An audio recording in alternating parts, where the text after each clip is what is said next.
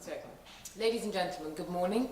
I'm very pleased to be here in Wise talking to all of you and to see everyone here from many different countries in Europe. And as I've just said, I've been living in Germany recently, and so I've been quite interested in how Germany's role within European politics has changed and how we've seen them very much take on a much more prominent role than they had in the past. And this has led us to hear a lot of criticism about Germany, actually. And you could ask yourself whether it's because they are so powerful or whether it's because we're only just now becoming aware of how powerful they are because of everything going on in Greece and with the financial crisis in general. But in fact, it's not only other countries in Europe that are getting to grips with this very powerful role that Germany has. Within the country, they're also still coming to terms with having this kind of responsibility and coming under this kind of scrutiny. But it has to be said that after a decade in office, Angela Merkel seems pretty much untouchable. She's very popular within Germany and she yields a lot of clout around Europe. However, as I said, just this Sunday gone, the Greeks voted no in a referendum to the bailout agreement. And this is putting the European project at risk, and it's also shining a very harsh spotlight on Germany's role. There's a lot of anger around Europe at the moment. On Friday we heard from the anti-austerity leader in Spain, Pablo Iglesias, and he said to people, "We don't want to be a German colony." And indeed on Sunday, just after we heard the result of the referendum, Beppe Grillo in Italy said to everyone, well, now Merkel and the bankers will have food for thought. They'll have something to think about. On the Monday, just one day later, Angela Merkel was forced to fly over to Paris to have emergency talks with the French government because they were starting to push back against Germany's hard line on Greece. And of course, at the end of the day, Germany has been very key in forming the policies that have been imposed on Greece. And so many people very much see the no vote in the referendum as a defeat for Germany because it was all their idea in the first place. And like I say, within Germany, some people are surprised at how much power they seem to have at the moment. In private moments, some German officials marvel at the fact that their country has so much power. They now have greater impact on most European policy debates than Britain or France. And they have more global influence since any time since the Second World War. You might be surprised about this because ultimately Germany has a very weak military. They don't have a big army. And they have quite an inward-looking public. They're quite a large country, which means that many Germans are mostly concerned with German affairs. And yet in Berlin, in the seat of the government, most people see the rise of German power as a largely positive thing. If you talk to people in think tanks, if you talk to diplomats or mainstream politicians, they generally think that it's good. They think that Europe is going through a phase of turbulence. There's a lot of uncertainty in the air. And so they think that exactly what the continent needs is the kind of things that Germany supports. So stability, patience, and rules-based discipline. And of course, Germany as a country has a very big interest in Europe and how Europe is doing. Their economy is export-based, and of course their history is not always a very happy one. So they are very closely linked to Europe, and they very much believe in the idea of Europe and the European project as a means of securing peace on the continent. This means that Germany has a lot to lose if the project goes wrong, and therefore is very focused on keeping the European Union strong and keeping the momentum behind the project going. But the problem is that further afield across Europe, Germany's power is straining the very unity that they're so keen to maintain. Because ultimately, at the beginning, the European Union was conceived as an idea of a partnership of equals, everyone coming together on an equal footing to form a common project. And yet now we're seeing one country's dominance rising, one country very much more powerful than many of the others. And Europe is struggling to adjust to this new situation. With every new crisis that arises, the continent looks to Germany. They look to Mrs. Merkel as its go-to problem solver. But now some of the weaker European countries are starting to think that all of this talk of a common European project is merely lip service. They think that at the end of the day, it's simply the Germans and faceless bureaucrats in Brussels who are running the whole show. And in the context of this Greek crisis and the economic crisis, if it gets worse, then probably Berlin's influence will become more clear, and the pushback against this rise in power may become stronger.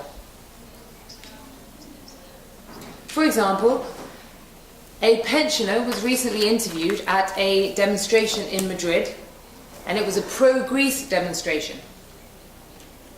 And she said, well, Berlin and Brussels, all they want to do is to humiliate Greece and to send a warning to Spain, Portugal and Italy. But in some ways, Germany's role within Europe is similar to America's role on the global stage. It's a very polarizing one. Mrs. Merkel is very popular within the European mainstream, but at the other extreme, populist politicians accuse her of building a Fourth Reich, which of course is a very controversial statement to make. So I'm about halfway through, but does that matter? No. Okay. And also in Spain and in France, she has... Ahora hay más cabinas libres, si alguien quiere entrar. Yo ya estoy aquí metido. Let's practice now. Now it's everything should be by heart.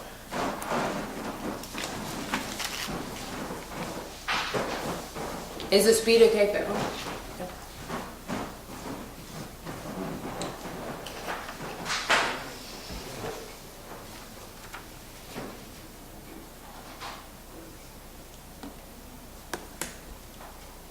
Can you hear me? Yeah? And how about now? Okay. Okay, yeah, so to pick up where I left off, talking about how Germany's very powerful role has a very polarizing effect.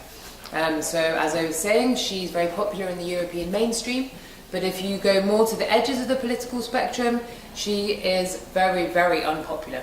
And we have the same situation in France and Spain.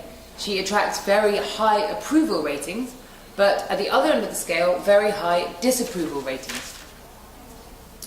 And now the Greek crisis is presenting a very direct test for Mrs. Merkel's Europe, for this Europe that she has designed.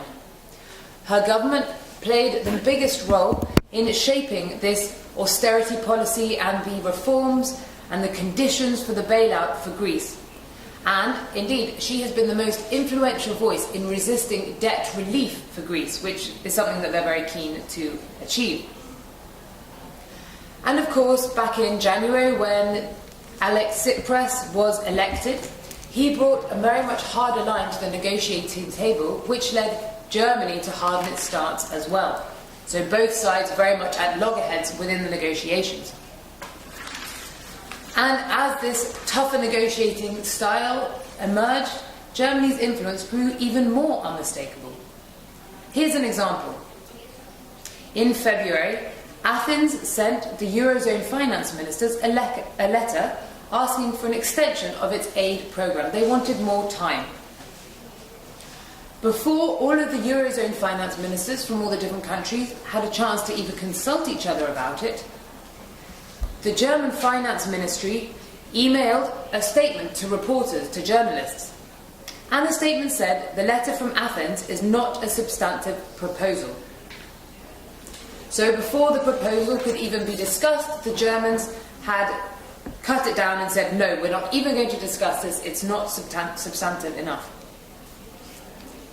And before the referendum on Sunday, French President François Hollande was said publicly that maybe we could reach a deal before the referendum takes place. However, at the same time, Merkel was saying, no, we're not discussing any kind of deal before the referendum. How can we? We need to know the result before we can discuss a deal. And whose view prevailed? Hers did. We waited for the referendum before negotiating again.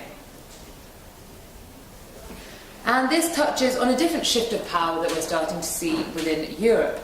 And that is in terms of the balance of power between France and Germany. Now here we have to remember that historically, these have been two of the most powerful countries in Europe, two of the countries with the most clout. And for several decades, they've been roughly a tandem of equals. We've seen a very equal partnership between the two, and they often would work together to call the shots on European policy. This isn't to say that they always agreed. Often, indeed, they did disagree. But this in itself meant that the compromises which were reached between France and Germany were more or less palatable to the rest of Europe, because they were already kind of a middle ground. But then what happened? Well, there was a string of developments which started to make Germany more confident as a country and more confident of their national identity. Previously, they'd been a country very much living in the shadow of the Nazi era and their terrible history. But they started to overcome this. Events such as the Football World Cup and generally time passing by meant that Germans started to feel like they could be proud of being German again. And of course, the country became economically very strong.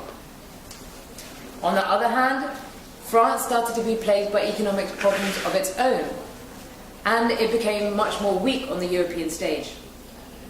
Then Hollande was voted in, and we no longer saw the Franco-German couple of Merkel and Sarkozy, who had got on very well and had a very cosy working relationship.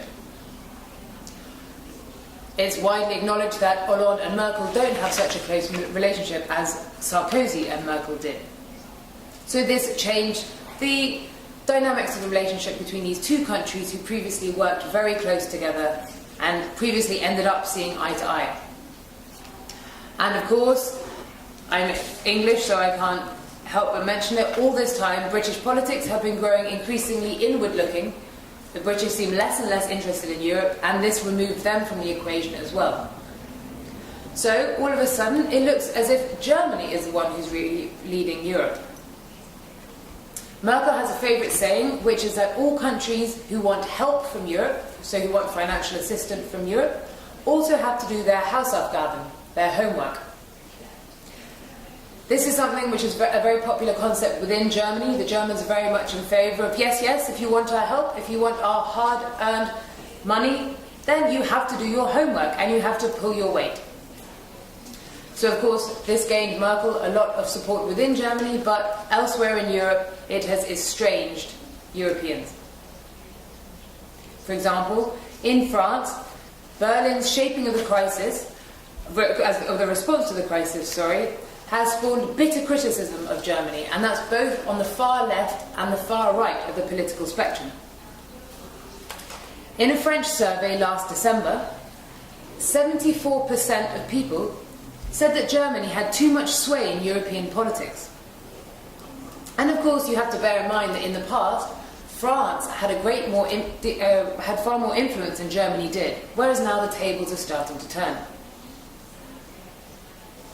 So, as I just said, Germany is very unpopular on the far left and the far right in France.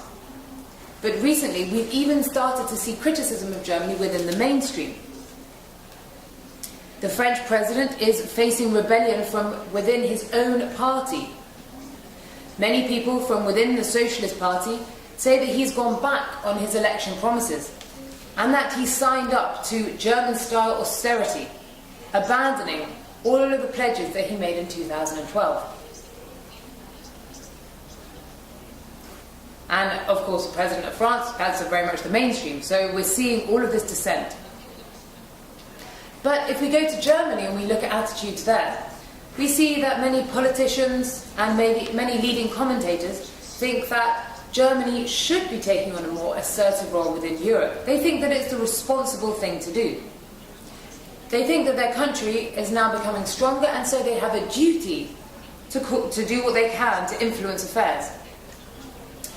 Earlier this year, the Foreign Minister of Germany, Frank-Walter Steinmeier, said, "Politically and economically stable countries cannot hide." And here he's saying that Germany should not hide behind its history, but it should step up and take on its responsibility.